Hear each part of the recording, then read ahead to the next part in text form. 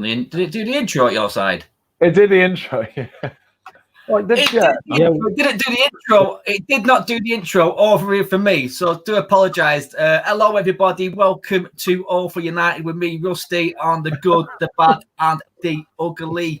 It's the show where we've got 3 topics, 3 questions, and I want everybody to get involved. My guest, I want you guys in the comments to get involved. So, yes, lads, how are we all doing? I've got Joe, I've got Brian, I've got Flawless. How are we doing, boys? Unreal. Yeah, man, Unreal. good. Thanks for having me. Good. Oh, yeah. Pleasure, man. Right, usually on this show, right, as I just said to everybody, we have 3 topics and 3 questions. But you know what he's like, that Ben Pearce, the guy at the top who runs all for United. He's been like them producer kinds. He's like, can we talk about Sanchez first? Don't be coming and ruining my show, boss. You know what I mean?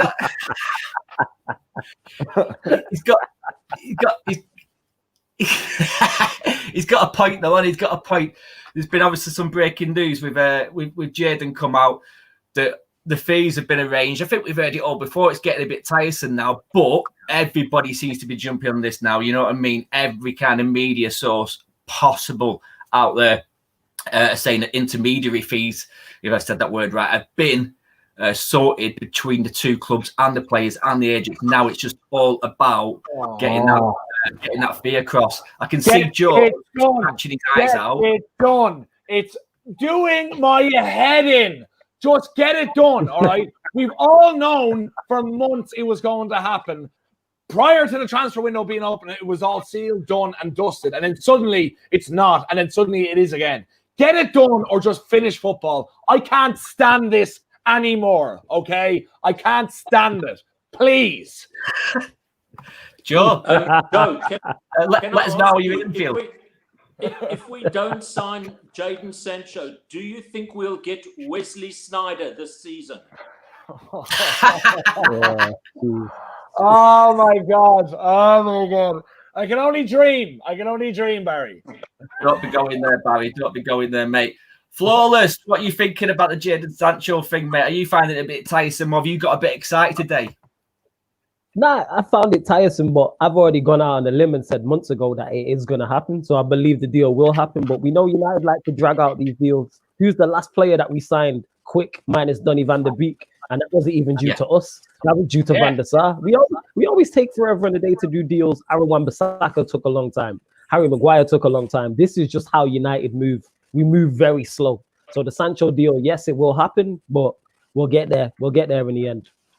It's what's good there as well, Flawless. What you're saying there as well, it will get there in the end. It was the perfect person commented on that today, Dimitar Berbatov, because his was like the 11th hour kind of signing, wasn't it? Yeah. And he said, don't be surprised if it comes out at the very, very last minute. He said, I can see it. I can see it being so much red tape, so much to get through between all the people that are involved in it, that it will be down to the 11th hour, which is a bit crap in it, really, because obviously with the window going on till the October the 5th, but it is what it is. Barry, what's your take on it, mate? What's your ideas on the Jadon Sancho saga? Well, yeah, Rusty, the news that we got was that kind of the agreement is between the club and the agents, but the club still haven't spoken.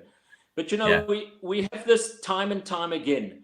You linked with the player, then he's coming, then you know the clickbait comes, it's hit a snag, wada. It's going to happen. I think that we will sign him. You know, all parties need to walk away with their kind of egos intact. So will it be paid off over a load of installments so that that Dortmund can say we got our price, United can say we didn't buckle to what they demanded. But it becomes tiresome reading this stuff in the media. And quite frankly, I only really get excited when it appears on the website or you see the guy holding a club shirt up. Although if you cast your mind back, John Obi Mikel once held up the United shirt and never kicked the ball for us. But it will happen. But in that way, we managed actually to get 2 million out of that as well. Because we bought him for 14. 2 million. And then the following day, we sold him for 16. So, we should do that the whole time, you know? That's a great, It's batshit crazy, but you're quite right there, Barry, about the egos as well. Some people forget about that. These are like businessmen that are dealing with this, big clubs as well, and neither of them want to look weak especially a club like Dortmund as well, who bring through a lot of youngsters. They don't want to be seen that they're easy, that they can be rolled over when the next future prospect is up for sale as well. That's a massive point to make. Anyway, lads, people in the chat, we're going to crack on with the actual show now. So that's that bit, Ben, done. Hope you're happy. But lads, obviously the good, the bad and the ugly, that's literally what it is. Something good in the world of football associated with Man United. This week, since Van de Beek, there hasn't really been much. So for me, I thought we'd go with, obviously, players being called for international duty. Now, I know some people don't like it. They think it's needless, especially the United Nations League, whatever it's bloody called. And pointless. United Nations League. What's it called? I love that. I love that. Is it the UEFA Nations League? That's what I think. UEFA Nations League, yeah. It's a barrel of shot. Yeah. Research. Who needs it? Fuck it. Yeah. But I think it's a good thing. I think it's a chance to see the players, give them a bit of running out time, you know what I mean, and see where they're up to. Because Daniel James apparently has had 2 absolutely fantastic games, and I've seen him in his own little pre-season, whilst like Maguire's been getting banged up abroad and Greenwood's been doing what he's been doing. Daniel James has been working himself into the ground.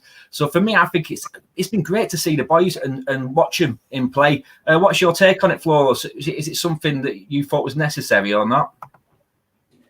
In terms, because I'm not a fan of like international football in general, I'm always just like, yeah, it is what it is. Maybe it helps with player morale, but I don't ever remember, maybe when a youth free can tell me, a player playing bad for his club. Let's use Manchester United because we're all United fans. A player playing terrible for Manchester United. He goes on international duty in terms of friendlies, has 2 great friendlies or 3 great friendly performances, comes back to United and he's rejuvenated. They are really 2 separate things. I think you can be playing very well for your club and not be playing well for your international for your country, or you can be playing very well for your country and come back to your club. So I think it has 0 bearing. Yes, I enjoy World Cups. I enjoy the Euros, Copa Americas, etc., competitive. But in terms of friendlies, I think they're a waste of time. So I like that they've kind of done this with the UEFA Nations League, that they're trying to make it more competitive. But yeah, apart from it improving players' confidence and players' morale, I don't really pay no attention. And I only watched 10-15 minutes of the England game yesterday, and it was awful. And I seen everyone on the timeline beforehand talking about how bad it was. So I thought, let me check it out. And it really was really, really bad. So yeah, that's how I look on friendlies. Yeah, I like what Munich Tunnels called it, the European Premier League of Champions Conference, isn't it? So, that's good. That's the one we can run with in future. Flawless made a good point then. It's come at, even though they are kind of pointless as well, the UEFA or European Premier League of Champions Conference, in it. It has come at a time where it probably will give players a bit of confidence leading up into the season. Do you see it like that, Barry? I have to say, I find these friendlies meaningless. I don't like them. And just apropos what Flawless said, anybody who was able to stay awake for more than 10 minutes of the England game deserves a medal. Was absolute garbage. And I think a case in point is Sancho. Sancho's played brilliantly for his club, but I mean, his last couple of games for England, he hasn't been impressive at all. And I always look at these games at the end of the game, hoping that United players haven't sustained any injuries, because it's a lot of extra football. I guess it gives guys like Dan James, who were a little bit peripheral towards the end of the season, an opportunity. And I have to say, I watched the Wales games. Dan James was impressive. There's no question about that. But I think it's very vastly different playing for club and country. You've got different teammates around you, you've got different coaches. And the friendlies are often meaningless, and they often come at very bad times. So they've kind of tried to beautify this competition, giving it a fancy name, etc. But for me, the injuries are the biggest problems that the players risk, and lots of them get the injuries. And of course, the South American players often have lots of time differences to travel through. So for me, they're more of a hindrance than a help. Yeah. I think that's being reiterated in the comments as well, Barry. A few people saying, like Maurice just said alongside you then, that obviously it's a risk of injury, especially leading up into the... You know what? I actually thought this was going to be something good and positive. You guys are soon quickly turning that one around and putting it like its arse. The thing though, Rusty, you don't even know the name of the competition. That's how much you care about it. That's how meaningless it is. You don't even know the name of the competition. That tells you all you need to know. No one don't care about these friendlies, man. Useless, man. It's like, get the football on, whether it's the World Cup, the Euros, Premier League. Like, let's get back to the proper stuff. None of this UEFA Nations League garbage. Like, oh, Jesus. You're right, mate. I can't even remember it. I'm really not that passionate about it. Whatsoever. Acting Joe. Obviously, how did Ireland go on last night? Was it last night? No, Rusty, thanks for bringing it up. It was absolutely miserable in every capacity, except that this is like the best and the worst time to be an Irish fan, because we have an actual manager who decided that he wants to play football. And this is a complete alien concept to my national team, who are used to just hooping the ball forward. Hopefully the big man takes it down and then scoring in the 90th minute to get a heroic 1-1 draw against in Denmark. Every single time it's Denmark or Georgia. But we lost 1-0 to Finland at home, and then during the week we drew 1-1 away to Bulgaria as part of this UEFA Nations shite ass league. But what it's supposed to be, it's just there to give the players, for me anyway, because we need as many minutes under our new coach, because he's bringing us to the playoffs for the European Championships in November in Slovakia. With a completely new, attempting to do a different brand of football. So hopefully it works out, but it definitely won't. But like for international friendlies and all like that, it is pointless. They should just do like for over 6 weeks over a summer every other year, do the qualifying campaign back to back games like that, and then leave the rest of the season, and people can just have rest throughout that to make the football better, and people don't sustain injuries. I hate having international matches over the course of a year when you should be doing it over the course of maybe 6 weeks. Yeah, dude. Yeah, I get what you mean. Try and compact it in and then let the boys get on with the club football. Yeah. I think I know where the question for this topic is going to head. But if I get myself back on screen, my computer's been slow. Lads, the question, and please tell me in the comments. Also, if you're on that Periscope or Twitch, pop yourself over to YouTube. Come and put a like on the channel and subscribe and join in with the chat. Yes. The question for this topic is, what would you prefer to see your country win the World Cup in your lifetime, or Manchester United to win another treble? And Flawless, I think I know what the answer is going to be for you, mate. So coming straight at you. You already know. United treble. Like, I take a United Premier League over England winning the World Cup. I take United, how bad it's been, I take United winning the FA Cup and the League Cup in the same season over England winning the Premier League. I just don't have it in, like, it's not in my DNA like that to, like, with the England team. Obviously, I want them to do well, and I want the Manchester United players in the squad to do especially well, but it's not the same. Like, with United, it's like all my generation in my family are all United fans. The generation above me is all United fans. The generation below me, all United fans also. But England is never there. Yes, World Cups are enjoyable, but I'm not fussed. If England never win a World Cup or any tournament in my lifetime, I'm cool with that. I just want Manchester United to be successful. Bring on the trophies. Mate, yeah, fair point, especially when we've gone through a bit of a barren patch like since Fergie was 7 years without winning a league. You can understand the desperation now to get anything in, especially a Premier League title, especially with Liverpool. Felt dirty saying that then, but with them winning a league last season and that as well. But Barry, what are you thinking, mate? South Africa for the World Cup or the treble? Yeah, right. So I'm with Flawless on this, and I've got divided loyalties because I'm born in England, but I've lived in South Africa most of my life. So you could give me a World Cup final between England and South Africa. I'd rather see Man United win the Carabao Cup. So I go club before country, loyal United side, but like Flawless said, in a World Cup, yes, I'd get behind those teams, but for me, club before country. Fair play, Barry, mate. Fair play. That's 2 out of 2 so far. Acting Joe's batting his lip now, looking a bit nervous about this one. I've seen a few people in the comments saying they'd like Ireland to win the World Cup. Where are you going, mate? Yeah, look, I'd be terrified what would happen to my country if we won the World Cup. when we got to the quarterfinals of the World Cup in 1990, the country broke. Like, no one went to work. It was just alcohol streaming through the streets. It was, and I wasn't there. I was 6 months old. So I hear stories and I see videos. So for Ireland to win the World Cup and the risk of the country imploding, I have to just see what would happen. And I have to say, without a shadow of doubt, it's Ireland win the World Cup over United win the treble. I honestly would even say I'd rather Ireland win the World Cup, and even if it meant United getting relegated. Like, that's how far I would go with that. Whoa! Did you see Flawless's face when you said that? I'm gonna go to Flawless's face now and have a look at that. It's not an easy choice, but like the Can you just repeat likelihood. that, Joe? Let me hear you say that again. Just make sure I heard that clearly what you said. Can you say it again, please? Flawless. This is hand on heart and unfortunate. It is, if it meant United got relegated and Ireland would win the World Cup, I would have to take that. Mate. Sure, fair enough, actually. Fair. Oh, you know get what? him Because you Get him Irish off. through and through, so I get it. I get it. I get it. I can't be mad at that. I'd like to add something, please. Yes, go by. Just in terms of the World Cup, we hosted the World Cup in South Africa in 2010. And I can tell you it was an absolutely magnificent time for the country. Even though South Africa didn't get out the qualifying rounds, England were dire, but it was an unbelievable experience in the country. And it was a great example of how sport unites a country.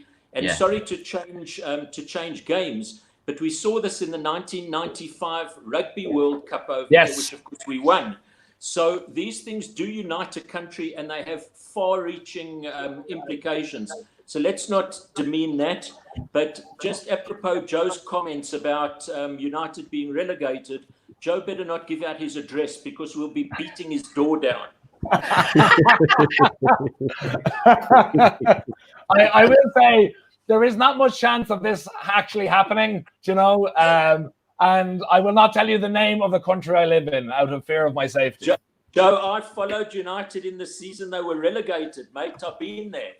1974, yeah. I enjoyed it. Lads, right, so we've got it's 2-1. The comments are completely divided as well, even though a lot of people didn't really like what Joe just said, to be fair. So for me, I've seen United win a treble. It was amazing.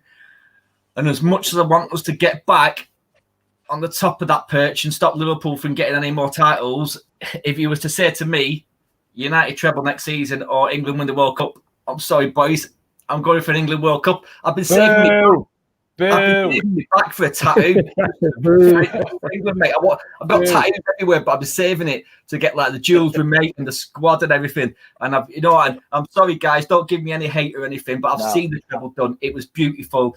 And now I want the World Cup. Because I was trying to think of the perfect scenario.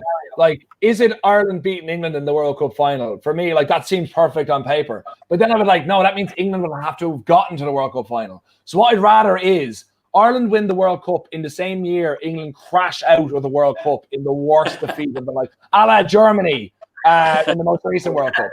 That would be everything for me if that happened. That would be perfect. I love Ireland to beat Scotland in the final and Wales to come third and England to come absolutely dead bottom and Northern Ireland just slightly. Northern Ireland don't even qualify. Do you know what? As funny as that was, the hate I'm getting now in the comments, I kind of wished I'd just left it on Barry with his positive note of bringing people together. Barry, just say it again. Just say it for us, please. Guys, moving on. Next topic, which is the bad. So if you just joined us, we've got a good, we've got a bad, and we've got an ugly topic all to do with like football and Man United. The bad one this week, I think it's inevitable, is that Greenwood's been caught finger banging some Icelandic brass in a hotel. Please cut up this clip. He was watching, then the other producing, cut up that clip, please. My guy, please cut up that clip. God. What a description. I love the description. You know what I mean? He's a bit young. He's a bit naive. He's been a bit silly, but he's just been a teenage boy. At the same time, I think the implications are even worse because of obviously what's going on in the world with COVID and whatnot, and that's kind of made it a bit worse than it normally is. But yeah, finger banging through I can't read some of these comments now. Lads, what we're saying about Greenwood, you're looking very adept with your fingers over there. I think he's a cleaner. Was it subliminal messages, isn't it, mate? That's what I'm doing to the ladies out there.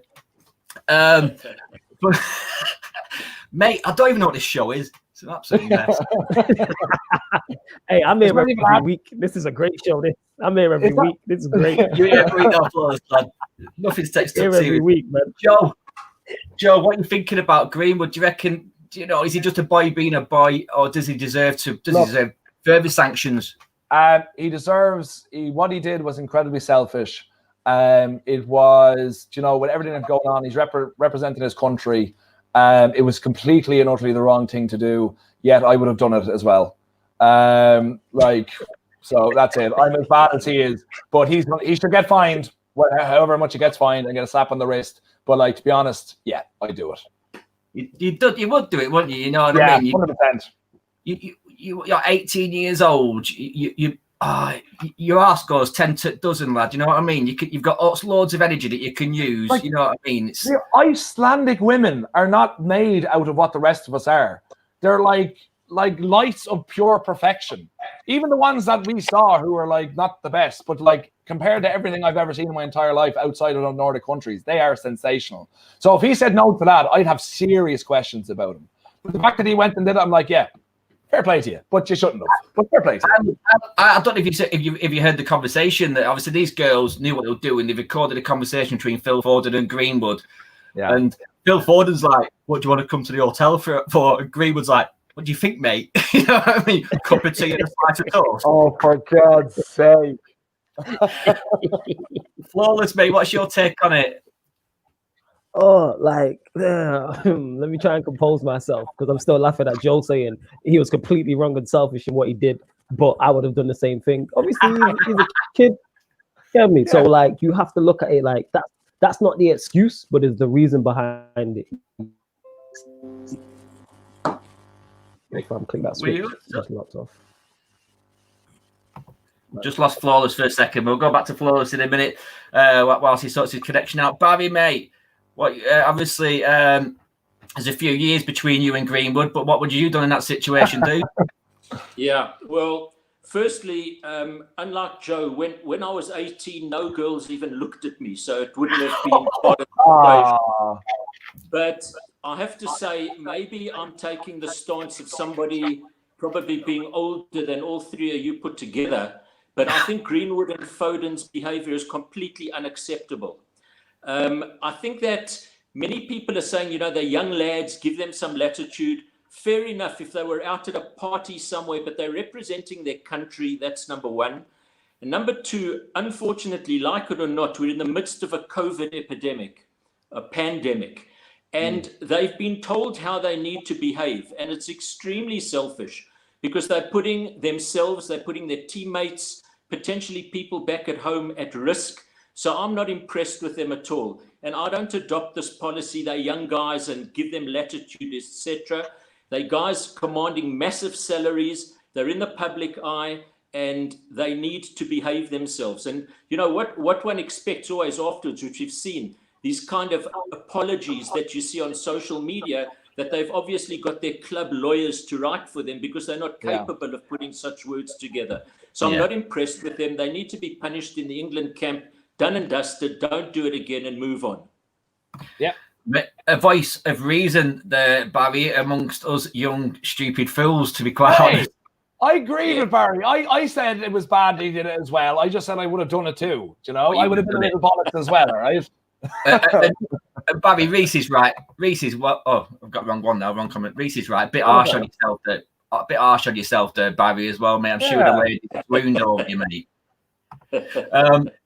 We've lost Flawless for a bit. Hopefully he'll come back. If not, the show must go on.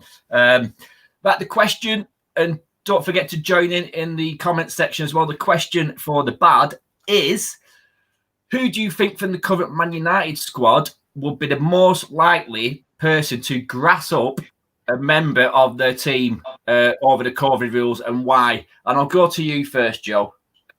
So first off, I was thinking, well, it might be the newest signing because he'll, Donny Van der Beek, trying to like gain, a bit on Ollie's side, being like, yeah, look what I found out, and pick me. But then I was like, no, it'll probably be the player who is, closest to being out the door, trying to get back in a bit. So it would definitely be Barry's number one player, Jesse Lingard. Like 100%. If he could find any way to get back into Ollie's good graces, he will definitely do it. Like no matter how small or big the felony that this person is doing, it would be him 100%. So yeah, you're going for Jesse Lingard just because he's going to get himself back into the squad, back into the good books with the boss. Who are you going with, Barry? Funnily enough, his name crossed my mind, but I'm going with Andreas Pereira. I'm going with Andreas because he just comes across to me as a bit of a sneaky character, and he's not good enough to be in the team. So like Joe's just been alluding to, maybe he's looking for some excuse to get in there. Forgive me, Andreas, I've never met you. You're probably a very nice guy, but that would be my thought. I have to say that's a really strange question, this one. But in fact, I'm going to change my answer. And in fact, I think that the person that would do it would actually be Joe. If Joe knew about this, he'd go and grass. Oh my God! I am sitting here enjoying myself. I complimented you, Barry. I complimented you. I take it back. I'm glad you never got your hole when you were 18. Barry, the best bit of that as well is the fact that's a very strange question. I don't think you've watched this show before, have you? This is what happens every week. Last week, mate, we were talking about a guy who got sold for sausages. It happens. Yeah. Lads, mine is also Daniel James down here. A lot of people say Daniel James. He just looks like a mummy's boy. He looks like a teacher's pet. He looks like he'd grass you up at every opportunity. You know what I mean? He does. I reckon, and I don't. If you've ever seen some of the videos, and no disrespect to Dan James, I know you're not watching, mate. You've got better things to do, but no disrespect to Dan James. Whenever you watch the videos of him all like just having a bit of banter and chilling out, he always looks like he's trying too hard to get involved. You know, he's the lad on the American movies who starts to slow clap at the wrong time. You know. Flawless has come back at a perfect time. We're just going to give him a second to get himself back in, and then he can answer. He's just missed all this madness, but he can join in and answer the question. In fact, here he is. Welcome back, Flawless, mate. Apologies, my laptop battery died. That's all it is. So I had to plug it back in. I apologize, mate. We don't do anything with structure here anyway, so it's fine. It's all good. I love this show. I love this show. I'm gonna be here every week. You can be here every week, mate. I'm up for that. We've just been talking about, obviously, Greenwood, and I was talking about was it good, was it bad? Joe, obviously, you know what he said. Barry went on to say, he just gave him a bollocking, to be quite honest. He directly looked at the camera and said, if you're listening now, boys, it's disgusting. I will slap your asses, kind of thing. And then we asked who would be most likely from the team now to grass up a member of the United team for breaking COVID rules. So just give me your take on it and who else you think would be like the biggest grass at Old Trafford right now. Oh, what, from the United team, who would be most likely to grasp for them doing that type of thing? Yeah. Definitely. Luke Shaw, he seems like the type. Because he just seems bland. So definitely Luke Shaw. I'd point in that. Definitely. Dan James is another one. What? Who else? They're the only two who seem like, they probably would grasp. But like the rest of them, I think either would be on board or just let it slide. Mate, no one said Luke Shaw, but Dan James got a battering in the comments, mate, and I'm giving one as well. Yeah, Flawless. Barry picked me. Nah, you'd be on board, Joe. You would be on board with it still. You'd be on board with it. Yeah, definitely. You'd be on board. I love it with the mush. Right, the ugly question this week, and I think there's only one ugly thing that's out there right now, and Barry's bought it. It's that third kit, guys. That is minging. It's disgusting. And what did they go and do? they made it sellable, didn't they? They got David Beckham looking like an absolute dreamboat, just sat there like paint me like one of your French girls. Rusty, you said the wrong name. It was Barry they got to do that. It was Barry what? Barry's the one who did the pose, remember?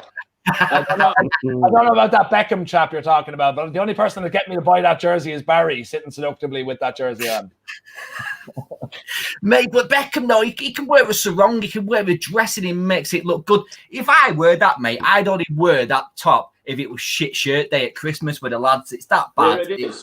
Look, get Barry up. Get Barry up. Get Barry up. There it is. Look at him.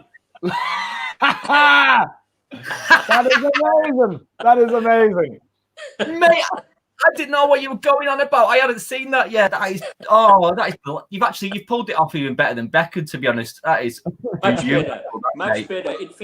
In fact, you know that Ben posted that with retweets for Becks and likes for me, and I thrashed him. I absolutely slaughtered him. Go on, Barry. Oh, mate, Barry's sexy. Barry's going to be, you know what I mean, for North United to the front cover of Vogue within 12 months. It's happening.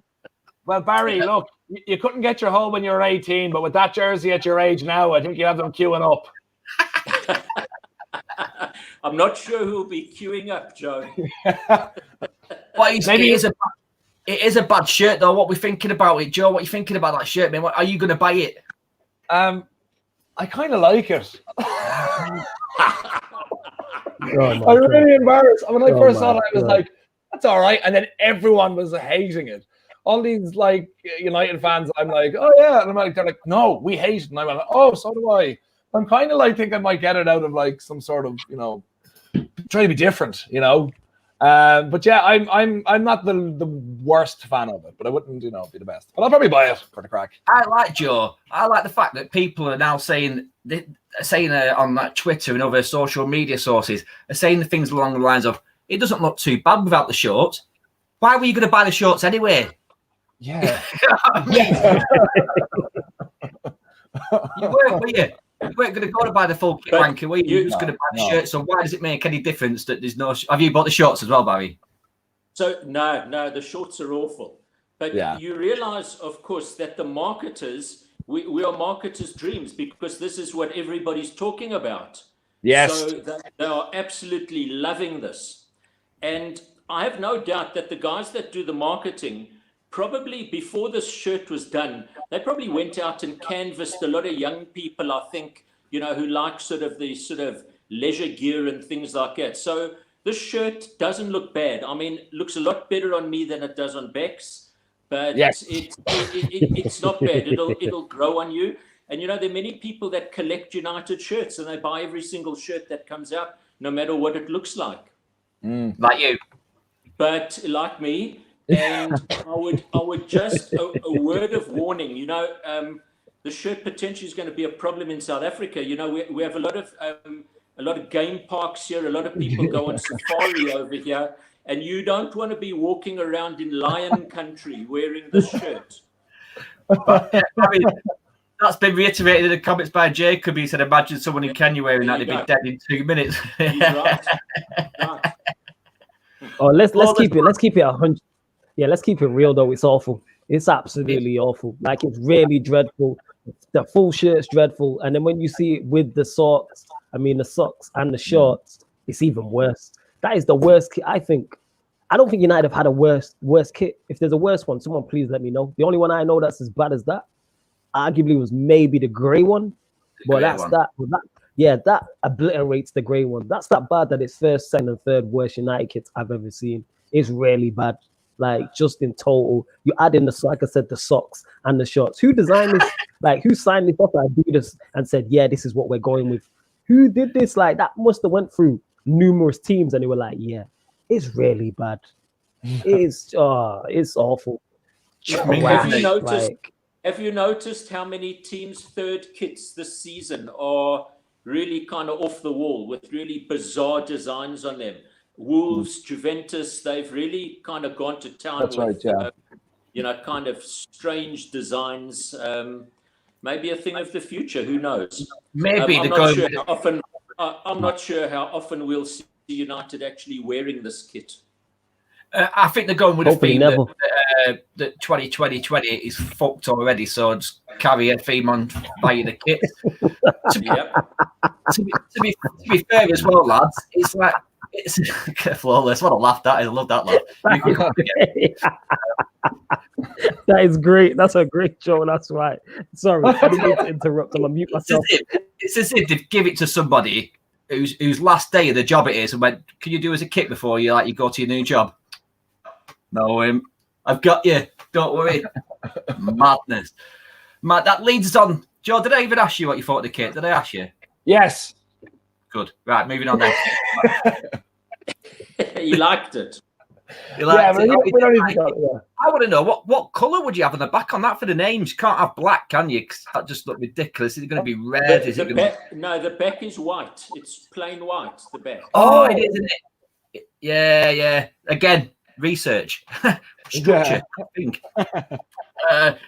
Listen, question coming out then. You touched on it a little bit there, Flawless. So this is the final question of the show this week. Don't forget to bang a like, subscribe, share this video because we're having fun. I hope you're having fun. The question this week, and I'm going to come to you first, Barry, is apart from this kit, what was the worst kit we've ever had in your opinion, and who do you think could wear it and pull it off like Bex? Okay, so to answer the second part first, I could wear it and put it off like Bex.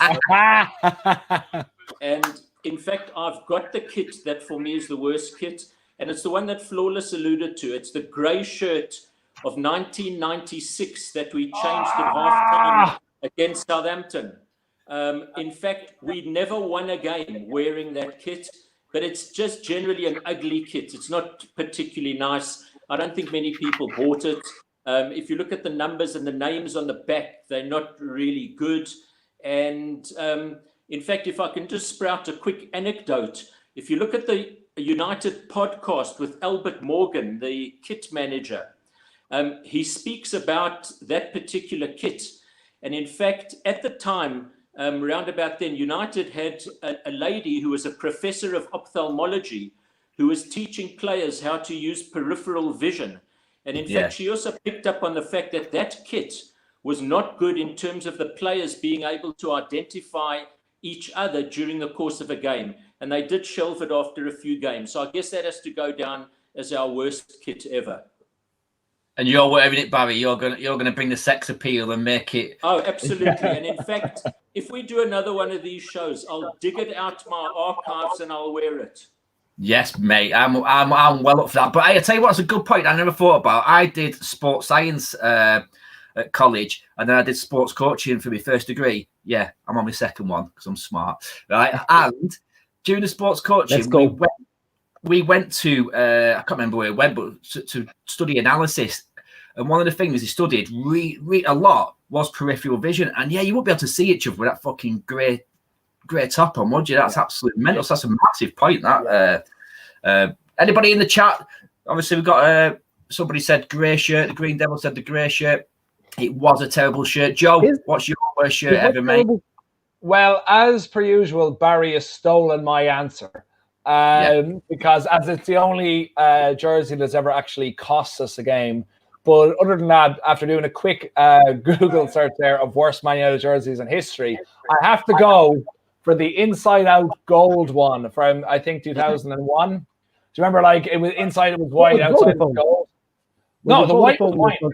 The gold, what's that, Flawless? Was it sponsored by? We were sponsored by Vodafone. Yeah.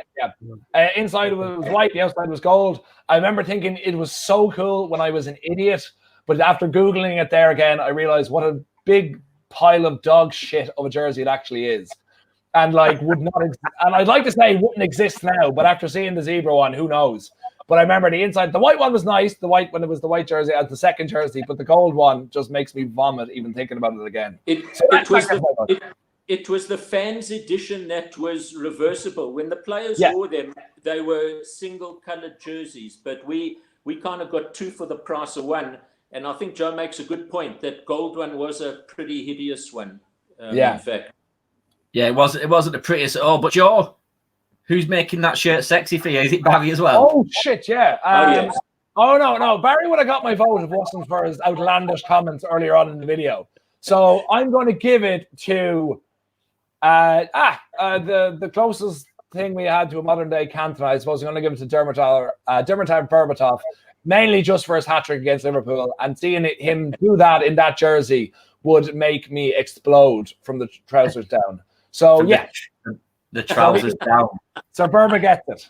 Jaws, well, have you seen the clip of any? Have you seen a clip of Berbatov doing the rounds, playing a tough man in like some kind of Hungarian gangster film?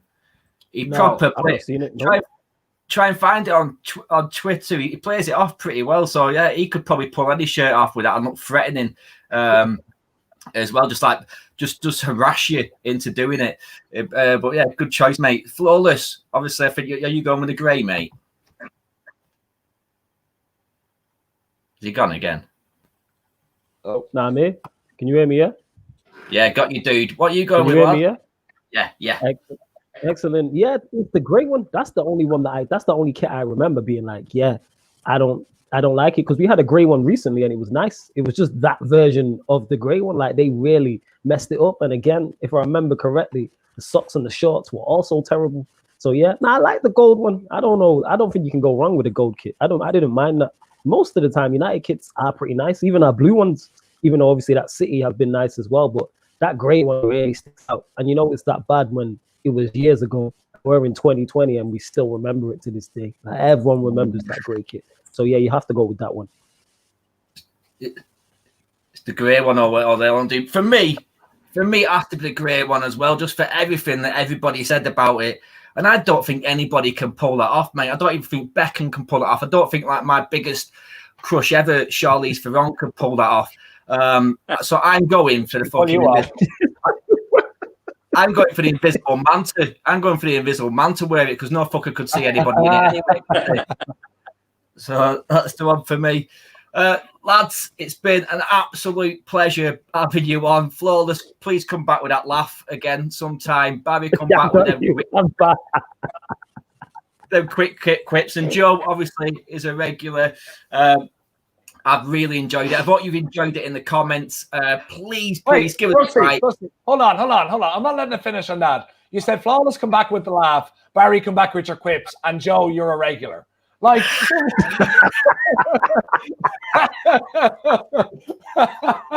no, he didn't finish the sentence. He was going to say you're a regular, and he didn't finish the sentence. He didn't finish the sentence, so he can finish it now. I'm a regular. Joe is a regular. You're a regular, and you're an inspiration to everything I am as a Manchester United fan, as a human being, and as the host of this show. Thank you very much for being the person that you are, Joe. I think I need a drink after that. No, you've had a positive influence on millions. Good lad. You have, yeah. Honestly, you have, Joe. Well, yeah, it's nice to be recognised as you guys saying pure facts about me now for once. So yes, I have inspired millions and soon to be billions. And thank you very much. Always nice to be recognised. Yeah. Whoa. Do you think? No, I'm okay for a knighthood. I do not want a knighthood. Barry is spreading lies again. No knighthood for Joe, okay? Right, boys, we're out of here. Thank you to everybody in the comments. As I was about to say, bang a like, hit that subscribe button, and we will catch you next week with some more absolute madness. See you later, boys. See you later, everybody. Take care. Salute. Bye-bye.